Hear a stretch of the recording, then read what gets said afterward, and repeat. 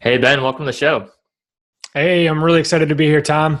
Absolutely. It's great to have you. So if you haven't met Ben yet, Ben Krueger is the founder of Cashflow Podcasting, a done-for-you podcasting and marketing service for entrepreneurs and thought leaders. Ben, tell us about your background, how you got started in podcasting. It's quite the tale, but the short version. I was living in the Philippines at the time. I've been moving quite a bit the last 5 years, and needed to come up with what my business or income was going to be. I had kind of moved there for this internship opportunity, looking to develop my own business. And I've been a long time podcast listener, really loved the medium, and just consumed a lot of different podcasts. One of my good friends there, Dan Andrews, is the host of the Tropical MBA Podcast. So after having a couple beers and a walk on the beach, there was a lot of complaining on his end about how much work went into the post-production for a podcast. And so kind of on the spot, we made a bit of a handshake deal, and I kind of offered, hey, I can do that for you. What would you like to be involved in how this works? So we kind of hobbled together a little bit of a deal. And from there, he referred a couple of clients our way, and we've transitioned since then into launching and doing all kinds of different stuff. So it's been a good 3.5, almost 4 years since that happened. So that's how we got into the podcasting space. Mm-hmm. That's awesome. Yeah. I know podcasting is one of this market that's just grown steadily over the past several years. Like 10 years ago, no one had really heard about it. And today it's just this huge market. So can you tell us about the market? Like, how big is it and what's going on? What changes are you seeing in the market right now? Yeah, podcasting is interesting because it's gone through two waves, really. About a little over 4 to 6 years ago, there was kind of like the first surge of podcasting in its popularity. So a lot of self-help podcasts, a lot of anything that you could tap into, learn and grow, any of those kind of topics were really popular with podcasts. And I think there were more people interested in making podcasts than there were the audience that actually knew how to listen to a podcast at that time. And so I think it kind of had a version 1. And so podcasting saw a little bit of a decline about 5 years ago for about a 2-year period. And then once technology caught up a little bit and people knew how to use smartphones, everything turned into screens and smartphones, and you could take podcasts with you. You didn't have to open a link in your email anymore. That's when the listenership potential just started climbing and climbing and climbing. And so ever since, for the past about 4 years, podcast listenership and the number of people who know what a podcast is and listen to one regularly has grown. And I don't remember the exact statistics off the top of my head, but it's, iTunes had their billionth download. This was in 2014. And it just keeps going from there because it is a free platform, and it's becoming something that people can really tap into as a resource. It just kind of keeps surging for now that people know how to tap into that resource, and it's kind of at your fingertips with smartphones. Mm-hmm. That's awesome. Yeah, I love what you said about kind of like phase 1 and phase 2, because that's kind of what I've seen with the market, especially recently with all the changes of technology. Like now you can listen to podcasts, like it's built into your cars, and it's everywhere. In the past, like if you wanted a podcast, like it was only iTunes. Like a podcast was synonymous with iTunes. But nowadays, like there's Google Play, there's Stitcher, there's like thousands and thousands literally of different networks now that are kind of distributing podcast content in addition to iTunes and the iTunes store. So I'm curious what your thoughts are on that. Like, with the market shifting so much, what does that tell you about, podcasters and thought leaders? How can they take the best advantage of those changes in the market? Yeah, well, what I've seen, we work with a lot of podcasters. Obviously, we have a podcasting service, but across the board, the podcasters that I connect with, the general theme is they see 60 to 75% of their downloads through iTunes, and then all the other platforms usually tend to make up the other 40 to 25% of their downloads. So It is still heavily a iTunes-based medium. A lot of people are using iPhones and finding podcasts through iTunes. However, like you said, as the popularity surges, different platforms are popping up like Stitcher, SoundCloud. There's all these free platforms to get content out there and ways that people can consume it. So what I'm finding is, if you are a content producer, if you are someone who has a powerful message, you want to build a community around your brand, now it's no longer like, Google SEO, to where it doesn't really matter if you rank so well in Bing or Yahoo or any of the other search engines. Google's the one. You have to rank in Google.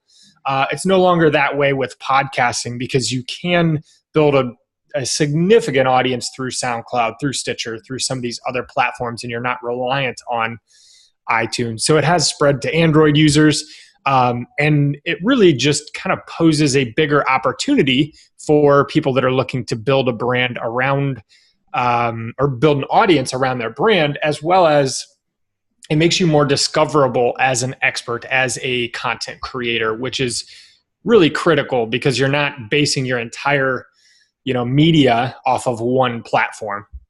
Mm-hmm, definitely. Yeah. I mean, I see a lot of similarities between, the podcast market now and like the ebook market, because, Amazon dominates like 70% plus the ebook market in the US, like 80% plus in the UK. They're still really dominant in the industry, and actually their numbers are better, it sounds like, than Apple's are for the iTunes market or for the podcast market. So I'm wondering if you've seen anything that iTunes has done that's kind of messed it up. Like, what have they done that has kind of given away market share to competitors and not allow them to really consolidate and own this market? Because 5 years ago, they completely dominated this market. There was no competition. Yeah, they had it all. And what's funny is they didn't do anything. And that's what has left this drift towards other platforms, people that come in with new ideas and new distribution networks. Because what's really happened over the last, since the last major iTunes update, which was about 3 years ago, or a little over 3 years ago, iTunes hasn't updated anything for the podcast end of things. And actually, for the last few months, the iTunes ranking system has been pretty glitchy. I've kind of noticed their new and noteworthy system doesn't seem to be following the method that it used to be. It seems to be a little bit more, like they're manually updating it, versus previously it was all automated and it was based on downloads and subscribers and written reviews. But what I'm seeing is, because iTunes doesn't, or Apple doesn't really focus on podcasting as a major income source, because it's a free platform for them. They're not making anything off of it. I think at best for Apple, podcasts are just a way for their users, their iPhone users, to get into the store and then maybe flip over and buy some songs or apps or whatever. But what that has caused, anytime there's somebody in a space, a big company in a space that has a lot of the users, and they're not updating and they're not changing to improve the platform, there's going to be mom and pop shops that start popping up left, right, and center. And that's exactly what's happening in the podcasting space. So some of those mom and pop shops have gained some steam. So there's now SoundCloud, which is kind of like the YouTube for audio. And there's Stitcher, which is essentially iTunes for Android devices, but it's a hell of a lot better. There's Google Play. There's all these different platforms you can be in. And slowly but surely, they're pulling the iTunes users. But I don't have any facts to back this up, but I'm pretty confident that iTunes is going to come out with a complete overhaul of their podcast platform within the next 1 to 2 years. That's mostly a hunch, but we'll see how this goes. Yeah, well, I mean, it just makes sense to me that they should, because I think I started my first podcast, I don't know if it was 7 years ago, or I don't know when. It was longer than 5 years ago. I know it was like really near the beginning of podcasting. And it's essentially the same thing today. Like, nothing has changed. Like, the store looks the same, iTunes looks the same, the RSS feed is the same. Like everything about it is the same. The plugins are the same. Like nothing has changed in the industry. And it's pretty crazy because you can look at any other part of online software and everything has changed. Everything's updated. Everything's new. Everything looks different. Everything functions so much easier. And the platform is hard to use. Like archaic. Yeah, it's super hard to use. It's hard for people to subscribe. It's hard for people to rate and review, especially, and which is completely counterintuitive to a platform that you want to be user friendly and easy for people to really get addicted to. So, I think they will need to update pretty quickly and do kind of a complete and overhaul. Otherwise, they're just going to, over time, people are going to keep eating away at their market share. Definitely.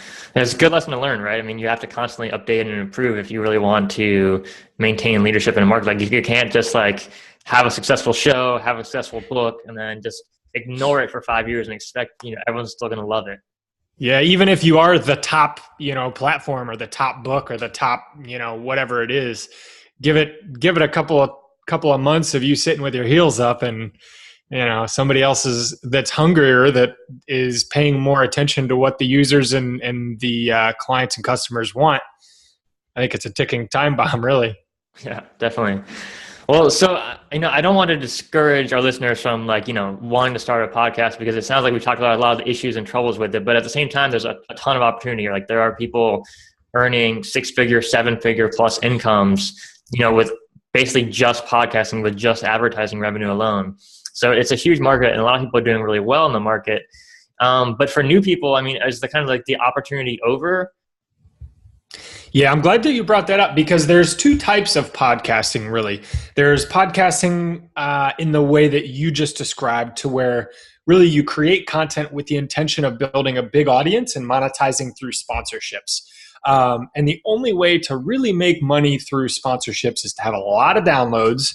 And we're talking, 30,000 a month and up to make any kind of a decent living through sponsorships or through, podcast sponsorships. Or, and this is what I have found to be, number one, more profitable, but number two, a much better fit for business owners and authors and people who are trying to build a community around what they're doing, is you have a podcast and use it as a content marketing engine to build an audience, to connect with that audience, to build trust, and then you offer your back-end products, services, or community, or whatever it is that you are creating. So for the authors out there, if you are a fiction versus nonfiction writer, it might be slightly different. You may be writing to grow your business, but you may also just be writing to write series of books.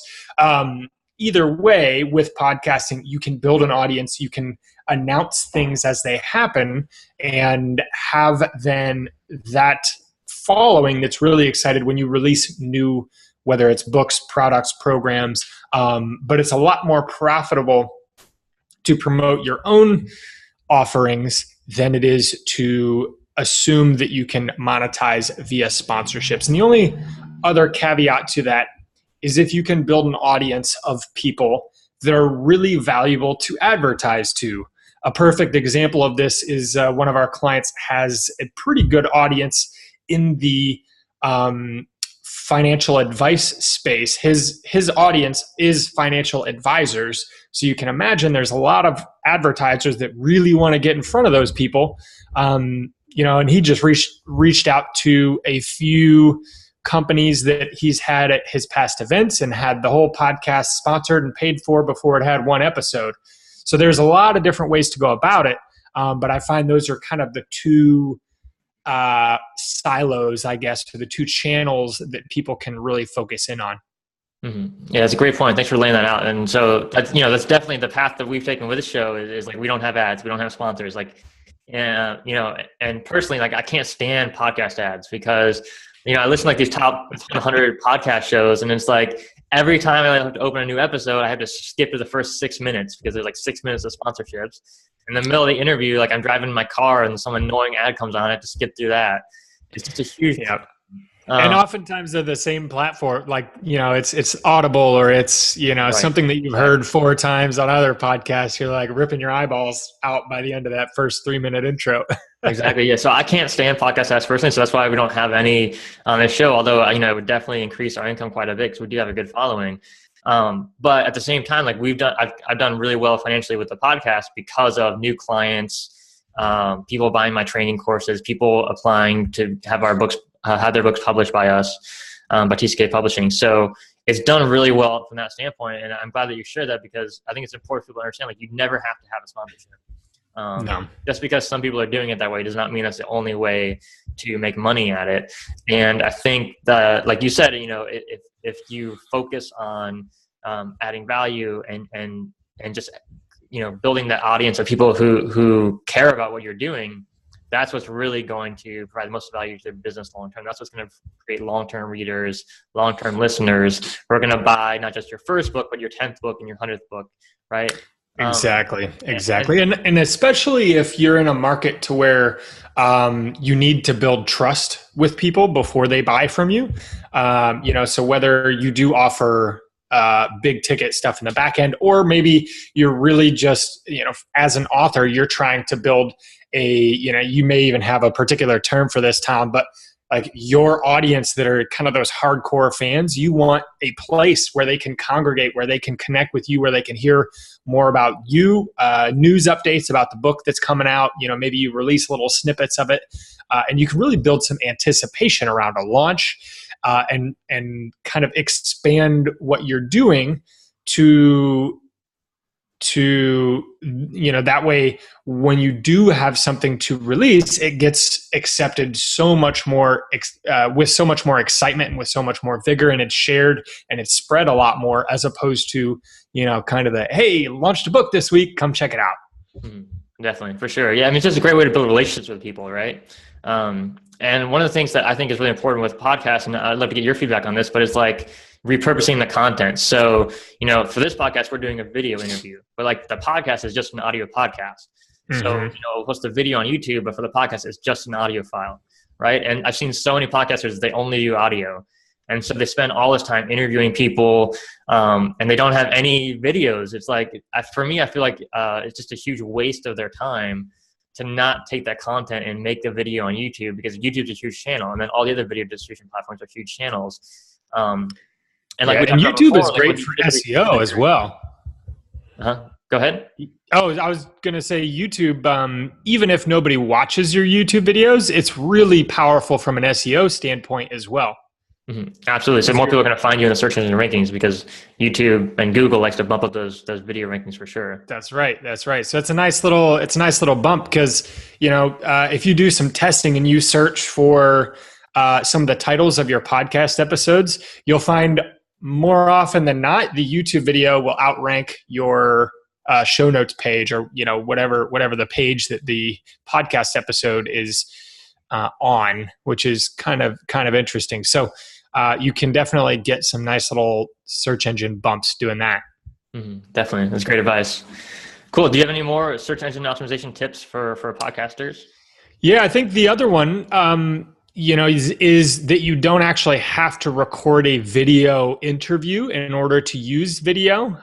Because what we've done for a few clients, we've done this for ourselves, is you can take your audio and you can do it kind of the super easy way, or you can do it with a little bit more work. But the super easy way is to take your show's artwork and have that be the image for your video. So, the whole thing is really just your artwork, or maybe, an image of you and whoever you're interviewing for that episode. And that's the video part. The audio is obviously the interview.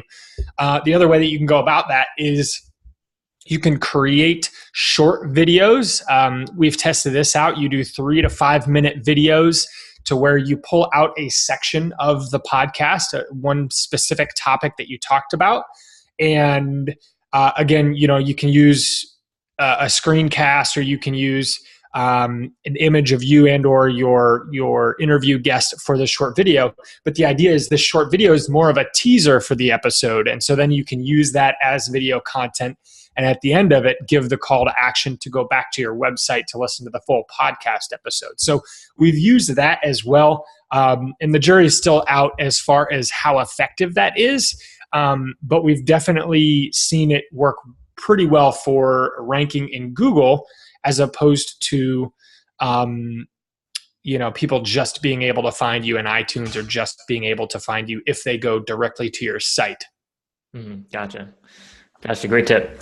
So, one of the interesting things I've seen about the podcasts recently and the past couple of years is like there's this kind of this rise of these new shows that to me seem really weird, right? So like you have shows where like, maybe authors are reading their books, poetry. You've got lots of shows where it's just like two guys or two people just talking and joking the whole time. We've got like these kind of like personality podcasts and just really interesting shows that, they're not like informational, right? So people aren't tuning in because they want to learn about, how to write a book or publish a book, something like that. It's like, it's kind of like purely entertainment. And sometimes it just seems like, someone just wants to get on there and just share whatever viewpoints they have and don't really care if anyone's listening. But it's interesting because some of these shows are like super popular, right? So have you noticed there's kind of this rise in these kind of, I don't know, how do you classify them? These kind of like alternative podcast shows that are really different from the norm. Yeah, and there's kind of a spectrum, right? There's the super educational, there's the complete and utter like just maybe it's just some dude and his thoughts type of thing.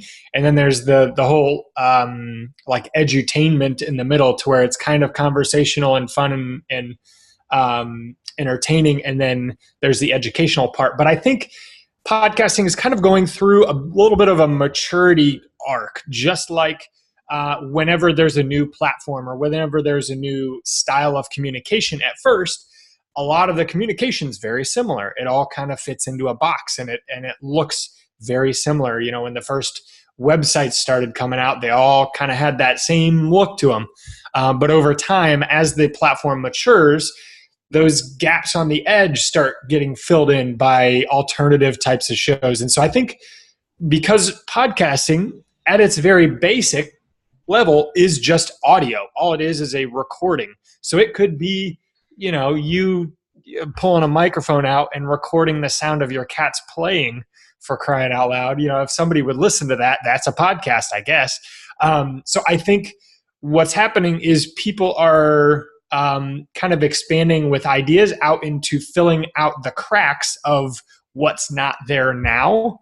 And like you said, there's kind of two sides to podcasting. You can podcast for your audience, or you can podcast for yourself. And that can go a couple of different ways. You could do it because, hey, maybe I think better when I talk out loud, and me and my buddy have these mastermind sessions and we might as well record them and turn them into a podcast. That's how the Tropical MBA podcast got started is Dan and his buddy were, they would have these business chats over a beer, and they figured, hey, we should record these. People would find these really interesting, and then it turned into a podcast. At the same time, though, you could start a podcast, and we've actually done this a few times, that is an interview-based show without any real concern whatsoever of building a big audience. You use the show mainly as a good excuse to reach out and interview people that you want to interview and that you want to connect with anyways. Maybe they're referral partners, maybe they're industry influencers, maybe they're, just the people that you've always wanted to meet. And this finally gives you a really good excuse to reach out and lead with value, as opposed to saying, hey, can I pick your brain over coffee? So there's a lot of different ways to go about it. And I think this is kind of a sign that the space is maturing a little bit because people are getting a little bit creative and thinking outside of the box with the platform and having some fun with it. Mm-hmm. Absolutely.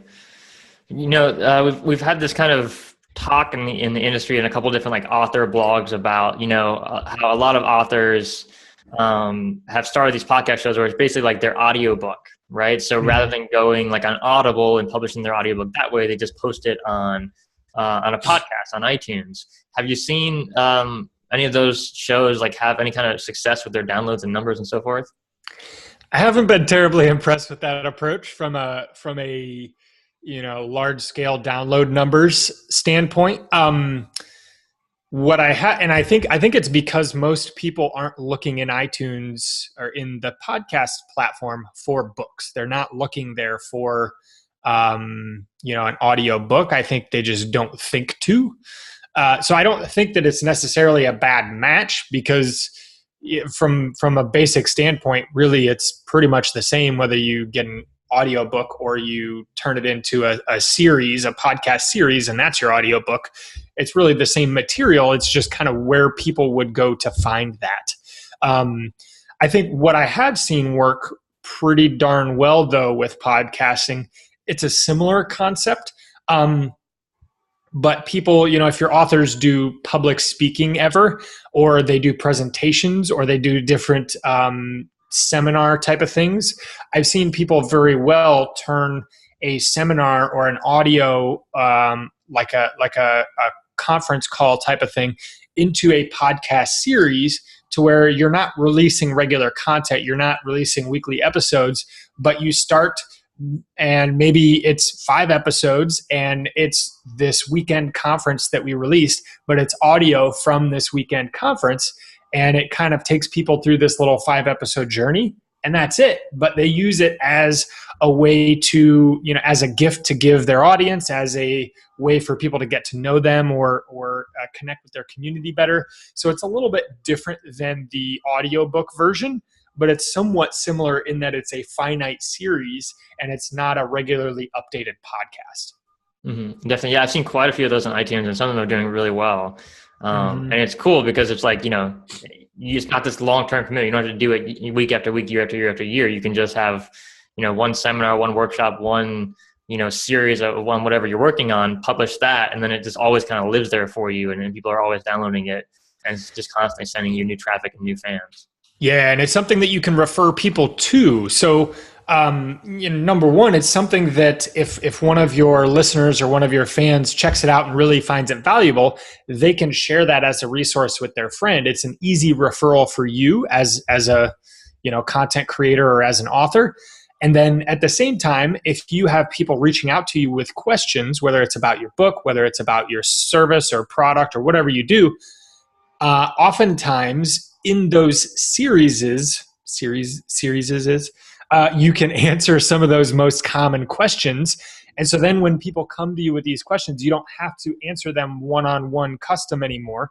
You can say, hey, I talked for a good 10 minutes in this audio. Check it out. Hopefully this is helpful. Shoot me back, an email if you have any questions. So you kind of get to leverage that content as a tool for you for kind of cutting out the middleman, as it were, cutting out the repetitiveness of whether it's customer service or, people reaching out to you as fanboys and they have questions. It's a good way to create kind of an evergreen resource around that. Mm-hmm. Definitely. That's a great tip.